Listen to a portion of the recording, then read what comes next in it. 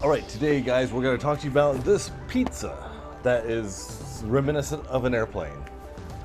All right guys, so this is the UMX Ultrix. We're gonna go over this airplane today, why I bought it, why I think it's cool, and why I think you guys are gonna like it too.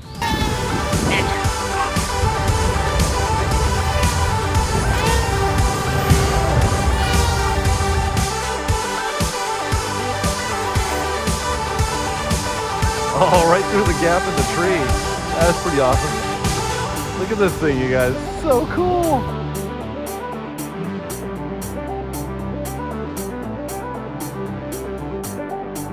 Control, come on. Oh, yeah, no. Oh, no.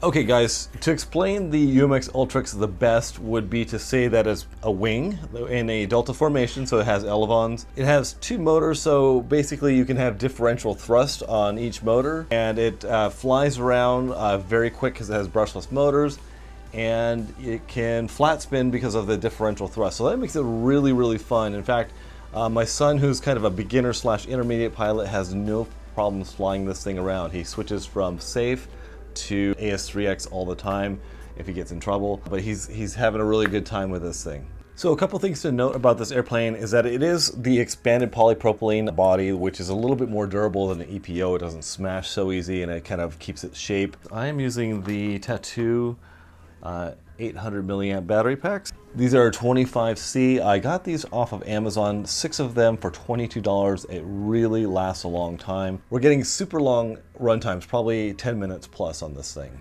So guys, I kind of asked myself, like, why did I want this airplane? Well, number one, I'm really into wings, and I've actually never had any airplanes that have differential thrust. And this is really nice and packable. You can take this with you pretty much anywhere. If you take a look at my jumper, which I have it bound to, it's almost just a little bit bigger than my radio. So you can imagine that it's very packable. These little winglets come right out. They just fit, or kind of friction fit in here.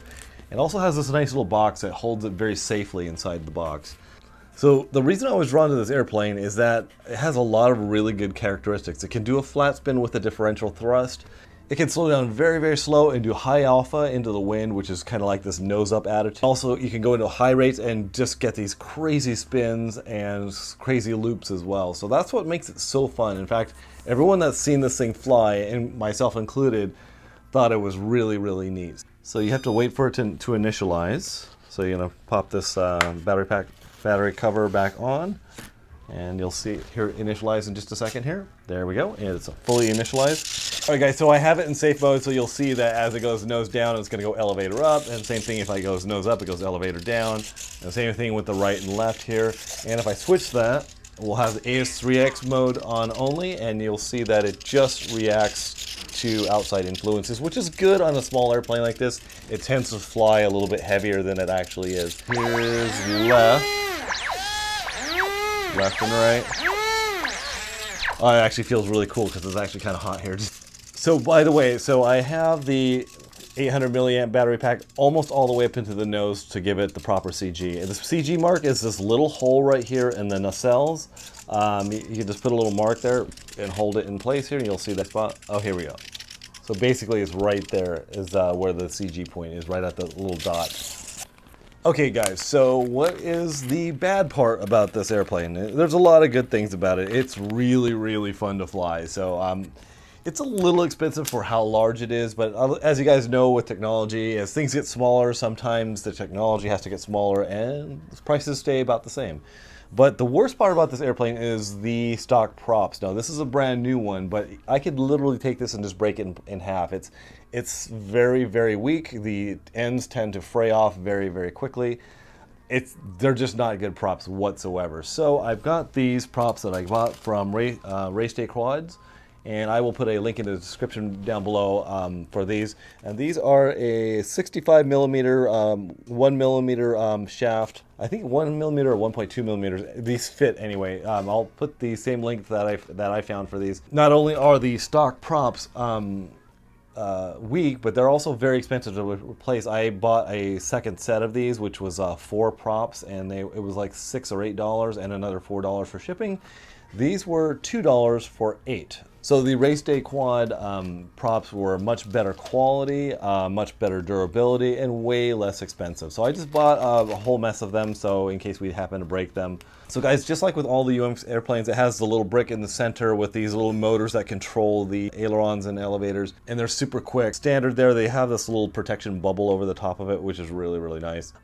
It's very, very simple. It's got brushed motors, which I'll give you guys a close-up of. So my son did crash this airplane and break the nose skid here. What the nose skid is in case you're landing on concrete or pavement, it plugs right into the nose of the airplane and it holds the nose of the airplane off of the ground so your props will clear, so you're not breaking your props all the time.